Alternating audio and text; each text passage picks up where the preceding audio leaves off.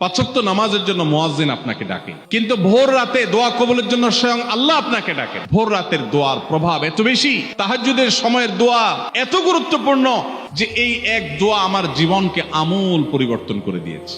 সাহারি খেতে যখন উঠবেন, সাহারি খাওয়ার পর 10টা মিনিট সময় হাতে রাখেন, বা সাহারি খাওয়ার আগে 10টা মিনিট আগে উঠেন, উঠে ওযু করে 2 রাকাত 4 রাকাত নামাজ পড়ে, বা নামাজ পড়ার সময় না থাকলে অন্তত কেবলামুখী হয়ে 2টা হাত তুলে আল্লাহর কাছে একটু চান।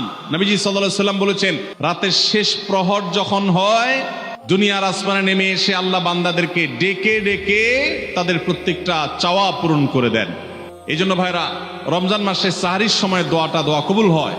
রমজান উপলক্ষে বিশেষ করে এই আমলটা, সাহরির সময় আমলটা, আমরা দোয়া করার আমলটা করতে পারি। তাহাজ্জুদের নামাজ এবং ভোর রাতের দোয়া, এটা অন্য সময় করা যায়, কিন্তু রমজানের সুযোগটা বেশি আসে, সেজন্য এটাকে রমজানের স্পেশাল আমল হিসেবে আমরা উল্লেখ করলাম। আল্লাহ আমাদেরকে সবাইকে তৌফিক দান করুন। সাহরি খেতে উঠলে একটু দোয়া করবো তো ইনশাআল্লাহ, 2-4 মিনিটের জন্য হলে দোয়া করবো, একাকী নির্জনে আল্লাহর কাছে কেবলামুখী হয়ে। এর চেয়ে বড় দুর্ভাগ্যের বিষয় কি আছে যে আল্লাহ চাওয়ার জন্য ডাকছেন আর আমি অবহেলা করে বসে আছি। ভাইরা আমার, 5 ওয়াক্ত নামাজের জন্য মুয়াজ্জিন আপনাকে ডাকে, কিন্তু ভোর রাতে দোয়া কবুলের জন্য স্বয়ং আল্লাহ আপনাকে ডাকেন।